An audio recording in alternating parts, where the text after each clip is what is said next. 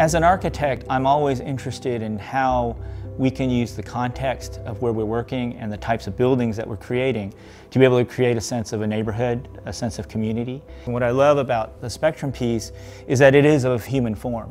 And so automatically when you're looking at it, it's engaging you on a level that asks a lot more questions. It's not just like a pretty picture, it's actually an entity. And I think all of those things help you engage with the site and become part of it.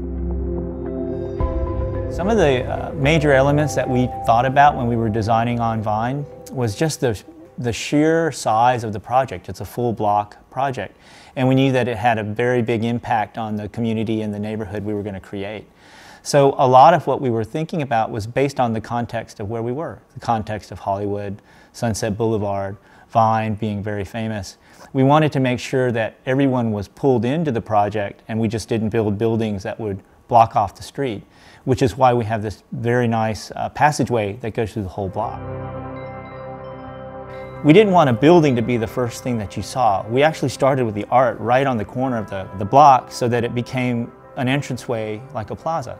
And so the artwork was an ideal way of being able to create a sense of mystery and a sense of wonder. And also it was a natural attraction. It was a natural magnet to pull you through the site. The art is 5 stories tall and it frames the entrances to the lobby. So in a way the art is the building. It becomes one, the architecture and the art become one and the same. Another amazing aspect of working on this project with Kilroy is really their emphasis on 2 things that most architectural developments do not have, which is an emphasis on landscape architecture and an emphasis on art. As a result, we spent time at the very beginning thinking about where those pieces could go, how many pieces, and how we can integrate them into the architecture and the overall experience.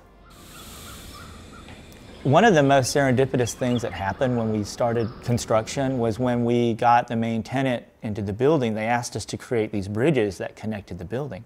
So previously, the art piece was really designed as a living room. So every floor had a room that they would be surrounded by the art, they would be behind it, they could hear the sounds of all of the metal in the wind. But once we had the bridges, then it became a circulation element because we had to add a stair. So now all of a sudden, the art was kinetic on multiple levels. It was kinetic in the way that it moved itself and in the way that people interacted with it from the front side and the back side. So I don't know of very many art pieces that are so integrated in the way the architecture is created as it is on Vine.